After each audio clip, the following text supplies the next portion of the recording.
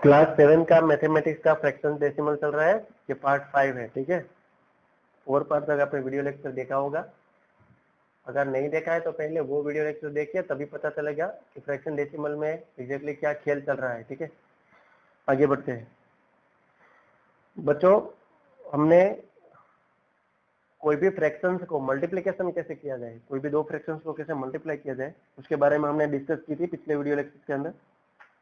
आज हम उसके अंदर थोड़े डिफरेंट टाइप के स्वरूप पकड़ेंगे।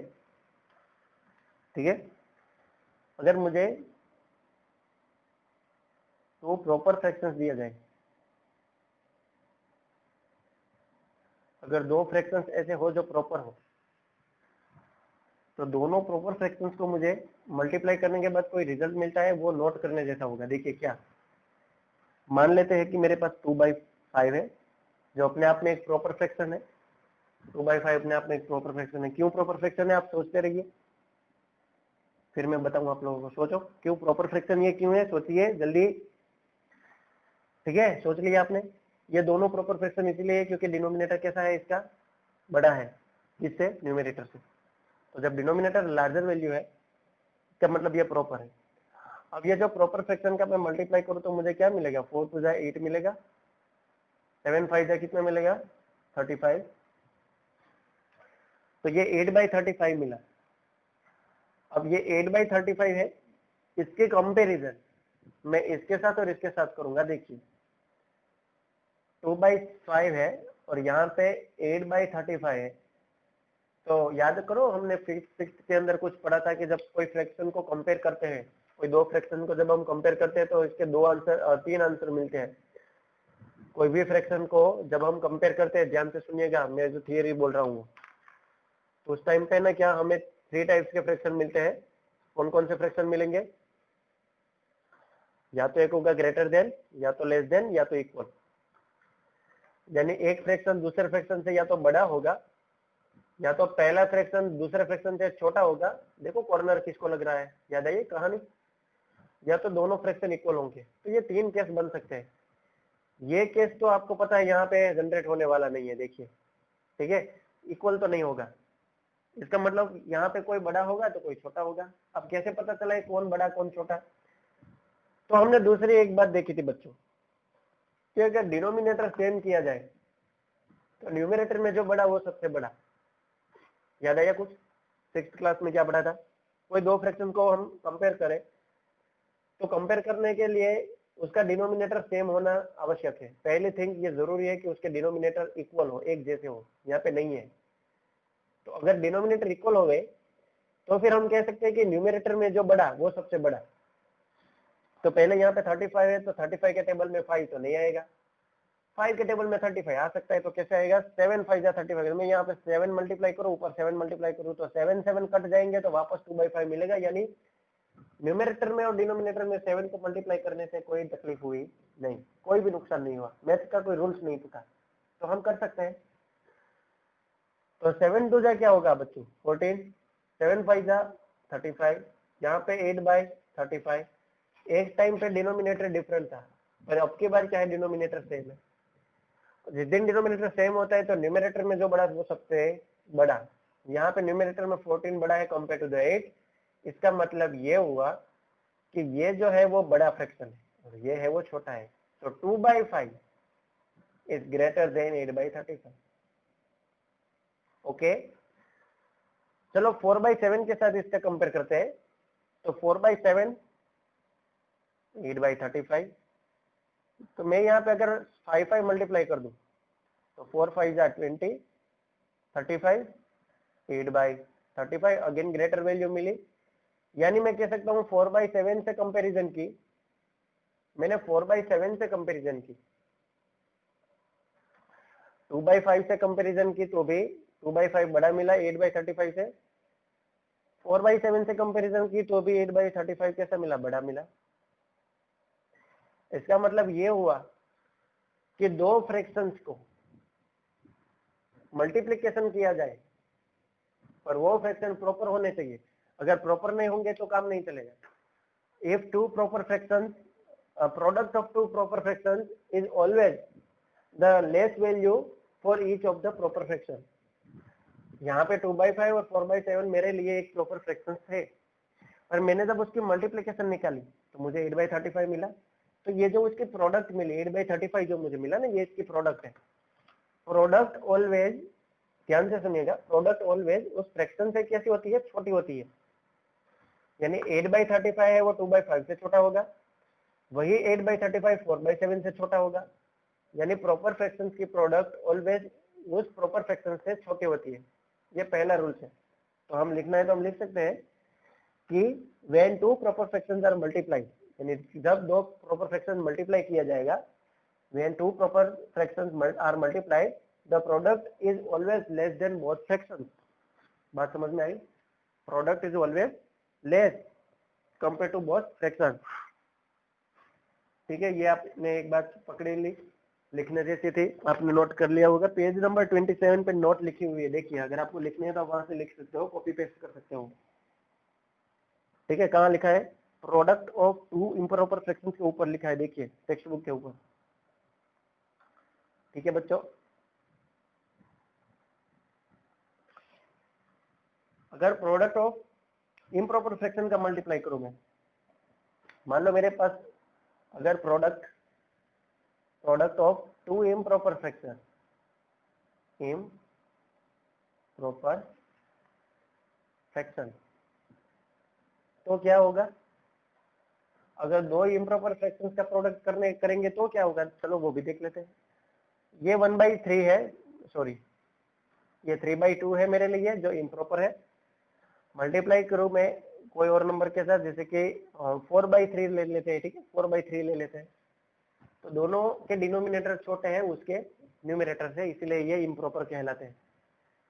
डिनोमिनेटर की वैल्यू अगर बड़ी होती है तो वो प्रॉपर होंगे, डिनोमिनेटर यहाँ पे छोटा है, इसका मतलब ये इम्प्रॉपर है। अब जब दो इम्प्रॉपर फ्रैक्शंस को मल्टीप्लाई करते हैं तो रिजल्ट में क्या मिलेगा बच्चों? 4 3 जा 12। कई बच्चे क्या करते हैं ना, मल्टीप्लाई करने के बाद क्या सोचते हैं, सर यहाँ पे 2 है, यहाँ पे 3 है, ये तो डिनोमिनेटर सेम नहीं है, पहले डिनोमिनेटर सेम बनाना पड़ेगा, है ना। ऐसी बातें आपको नहीं करनी है। आप लोग मल्टीप्लाई कर रहे हो, कोई प्लस या माइनस वाला ऑपरेशन नहीं कर रहे हो।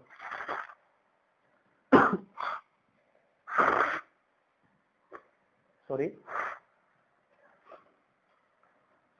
ठीक है, आप मल्टीप्लाई कर रहे हो, आप प्लस या माइनस नहीं कर रहे हो। इसका मतलब ये हुआ कि यहाँ पे मल्टीप्लाई सीधा सीधा होगा, 4 3 जा होगा 12, 3 2 जा होगा 6। तो पहली बात तो जब हम दो इम्प्रॉपर फ्रैक्शन को मल्टीप्लाई करते हैं तो उसकी प्रोडक्ट भी हमें इम्प्रॉपर मिलती है। देखिए ये प्रॉपर इम्प्रॉपर फ्रैक्शन की प्रोडक्ट इम्प्रॉपर मिली, ये पहली बात तो आपको पकड़ने जैसी आ गई। अब हम कंपैरिजन करेंगे हर एक के साथ। तो पहले मैं कंपेयर करूं 3/2 के साथ, किसको? उसके आंसर को, और उसी के आंसर को मैं कंपेयर करूंगा 4/3 के साथ, और देखते हैं क्या रिजल्ट मिलता है। अभी मैंने बोला डिनोमिनेटर सेम बनाएंगे, तो कैसे सेम करेंगे? 2 3 जा 6 होगा, तो यहाँ पे मल्टीप्लाई बाई 3 कर दूं, तो 3 3 जा 9 एंड 3 2 जा 6, यहाँ पे 12/6। तो डिनोमिनेटर जब सेम होते हैं तब ऊपर में जो बड़ा वो सबसे बड़ा, तो यहाँ पे ऊपर कौन बड़ा है? देखिए 12 बड़ा है, इसका मतलब ये बड़ी वैल्यू मिलेगी। यानी 3/2 से 12/6 की कंपैरिजन करो तो 3/2 छोटा मिलता है, जबकि 12/6 कैसा मिलता है? बड़ा मिलता है। तो 3/2 is very less compare to the 12/6। इधर पे आ जाओ, यहाँ पे भी मल्टीप्लाई बाई 2 कर देते हैं, न्यूमरेटर डिनोमिनेटर में कोई बुराई बात नहीं है। तो 4 2 जा 8, 3 2 जा 6, इधर पे 12, यहाँ पे 6, वापस नीचे सेम हो गए, तो ऊपर में जो बड़ा वो सबसे बड़ा। वही रूल से हम चलते हैं, ऊपर तो 12 बड़ा है, यानी ये फ्रैक्शन बड़ा होगा। अगर ये फ्रैक्शन बड़ा है बच्चों, तो सीधा सा सिंपल मतलब है कि 4/3 की कंपैरिजन जब उसके प्रोडक्ट के साथ की गया, मतलब उसके आंसर के साथ किया जाए, तो 4/3 छोटा मिले। This to value, this to inequality, इसको इनइक्वालिटी बोलते हैं, इक्वलिटी नहीं बोलते। इनइक्वालिटी का मतलब होता है असमताएं। ठीक है, क्या होता है? असमताएं। ठीक है, असमताएं यानी इनइक्वालिटी।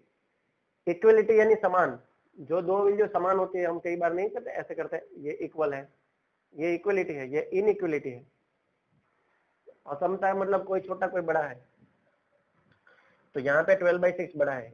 तो हमें यहाँ से रिजल्ट क्या मिला, when two improper fractions multiply, ठीक है, when the product of two improper fractions is always greater than each of two fraction, यानी जब टू improper fractions को जब मल्टीप्लाई किया जाएगा बच्चों, तो उसकी जो प्रोडक्ट है वो प्रोडक्ट कैसी होगी, बड़ी होगी। किससे बड़ी होगी, वो फ्रैक्शन से बड़ी होगी। ठीक है, वहां पे लाइन लिखी है, देखिए पेज नंबर 27 पे, आप लोग कॉपी कर लो वहां से भी, अगर कॉपी करना है तो, अदरवाइज नहीं करना है तो भी चलेगा, याद रख लेना। ठीक है, फिर तो दो केस देखे, अगर दो प्रॉपर फ्रैक्शन मल्टीप्लाई करेंगे तो प्रोडक्ट कैसा मिलेगा, छोटा मिलेगा। किससे छोटा, प्रोडक्ट कैसा मिलेगा, छोटा मिलेगा। किससे, उस फ्रैक्शन की कंपेयर से।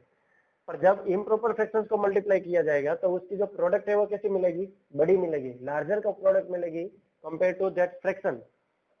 लास्ट वाला रूल हम देख लेते हैं, थर्ड वाला rule, product of fraction, proper fraction and improper fraction.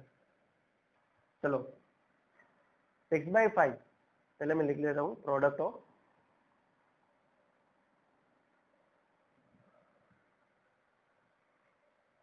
यानी अब मुझे प्रोडक्ट करनी है प्रॉपर फ्रैक्शन की और इम्प्रॉपर फ्रैक्शन की। तो प्रॉपर फ्रैक्शन यानी मुझे कोई प्रॉपर फ्रैक्शन लिखना होगा तो लिख देते हैं। ठीक है, जैसे कि 2/7 लिख लिया तो ये अपने आप में एक प्रॉपर फ्रैक्शन है। आप अपने हिसाब से भी कोई फ्रैक्शन डाल सकते हैं, इसमें कोई बुराई वाली बात नहीं है। और एक इम्प्रॉपर रखता हूँ, जैसे कि इम्प्रॉपर, ये तो प्रॉपर है, इम्प्रॉपर रखना है मुझे तो मैं रखूंगा, कोई भी रख लेते हैं। ठीक है ना, 4/3 रख लेते हैं।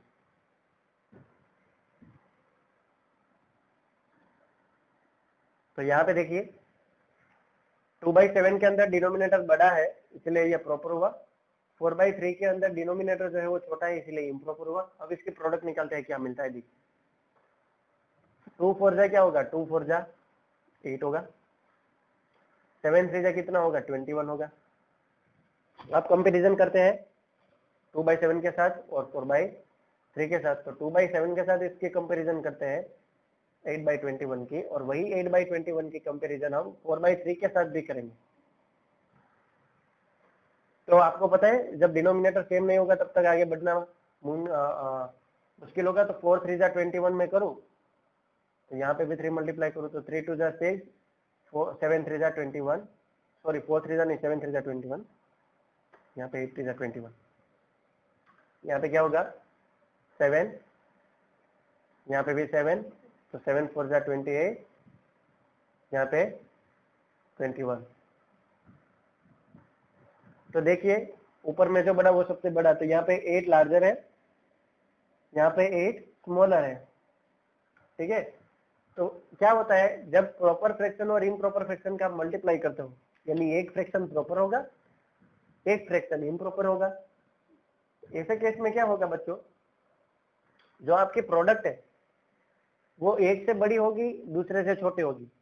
अब किससे बड़ी होगी और किससे छोटी होगी, तो देखिए 8/21 जो है ना, 8/21 मुझे जो मिला, ये आंसर जो मिला वो प्रॉपर फ्रैक्शन से बड़ा होगा। 2/7 मेरा प्रॉपर था ना, तो जो प्रोडक्ट है इसे केस में, ये पूरा केस अब मैं नहीं लिखूंगा, प्रॉपर फ्रैक्शन जो होता है, प्रॉपर फ्रैक्शन से क्या होगा, 8/21 कैसा होगा, बड़ा होगा, यानी प्रोडक्ट। 2/7 मेरा प्रॉपर फ्रैक्शन था, तो प्रॉपर फ्रैक्शन 8/21 से छोटा होगा। प्रॉपर फ्रैक्शन क्या होगा, 8/21 से छोटा होगा, यानी इसकी प्रोडक्ट से छोटा होगा। बट इम्प्रॉपर फ्रैक्शन से, इम्प्रॉपर फ्रैक्शन जो है वो कैसा होगा, प्रोडक्ट से बड़ा होगा। ये दो केस मुझे आज जानने को मिले। प्रोडक्ट जो है वो प्रॉपर फ्रैक्शन से बड़ी होगी पर इम्प्रॉपर फ्रैक्शन से छोटी होगी। ठीक है, ये दो रिजल्ट कंक्लूजन में मुझे मिले। तो आज की वीडियो लेक्चर्स में वैसे थियरी पार्ट हमने देखा, लिटिल बिट आप लोगों को समझ में आया होगा कि यहाँ पे क्या चल रहा था। हमने 3 केस को डिस्कस किया पूरे क्वेश्चन के अंदर। कॉपी करना है तो कॉपी कर लो वीडियो पॉज करके। हमने क्या नोट किया कि जब प्रॉपर फ्रैक्शन और प्रॉपर फ्रैक्शन को मल्टीप्लाई करते हैं तो आपको कुछ प्रोडक्ट मिलेगा, ठीक है। ऐसे केस में क्या होगा, जो प्रोडक्ट होती है, आपको जो ये प्रोडक्ट मिलती है ना, प्रॉपर फ्रैक्शन के साथ मल्टीप्लाई करने के बाद आपको जो प्रोडक्ट मिलती है, product is always less than both fraction, यानी प्रोडक्ट ऑलवेज लेस होती है दोनों प्रॉपर फ्रैक्शन से, ठीक है। Pro 1 and pro 2, pro 1 pro 2 का मतलब पहला प्रॉपर और दूसरा प्रॉपर, दोनों से क्या होता है, प्रोडक्ट है वो छोटी मिलती है। ये पहला केस देखा। अगर हमने दोनों साइड इम्प्रॉपर फ्रैक्शन ले लिया, ठीक है, दोनों साइड इम्प्रो इम्प्रो ले लिया, इम्प्रो यानी इम्प्रॉपर फ्रैक्शन, मैं शॉर्ट में लिख रहा हूँ, इम्प्रॉपर फ्रैक्शन 1 और इम्प्रॉपर फ्रैक्शन 2, तो आपको कुछ ना कुछ प्रोडक्ट मिलेगी। ऐसे केस के अंदर हमने ये देखा कि जो प्रोडक्ट होती है, आपको जो प्रोडक्ट मिलती है ना बच्चों,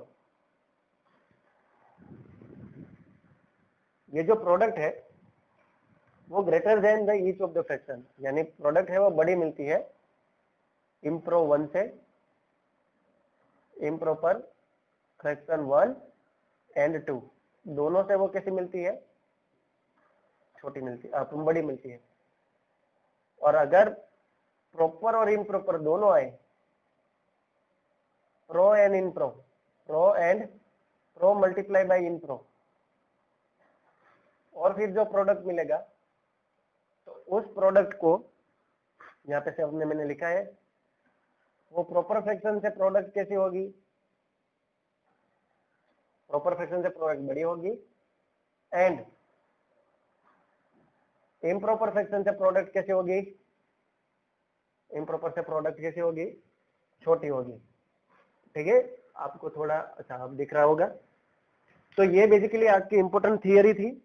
आज के लेक्चर के अंदर तो हमें कोई एग्जांपल्स लेने नहीं है, आप लोगों को बस ये थियरी समझानी थी। पेज नंबर 27 पे ये पूरी की पूरी थियरी बहुत डिटेल के अंदर और बहुत सारे एग्जांपल्स के अंदर दी गई है, पर पहली बार सुनने के बाद, पहली बार उसको रीड करने के बाद आप लोगों को समझ में नहीं आया होगा। अब आप उसको देखेंगे तो भी समझ में आ जाएगा कि ये यहाँ पे क्या कर रहा है, ठीक है एक्चुअली। तो आज के वीडियो लेक्चर के अंदर हम इतना रखते हैं। नेक्स्ट वीडियो लेक्चर के साथ हम डिस्कस करेंगे प्रैक्टिस 2.2। प्रैक्टिस 2.2 में इंपॉर्टेंट जो क्वेश्चन है, इंपॉर्टेंट सारे हैं, थियरी के बेस पर क्या क्या क्वेश्चन है वो हम डिस्कस करेंगे, ठीक है बच्चों। धन्यवाद।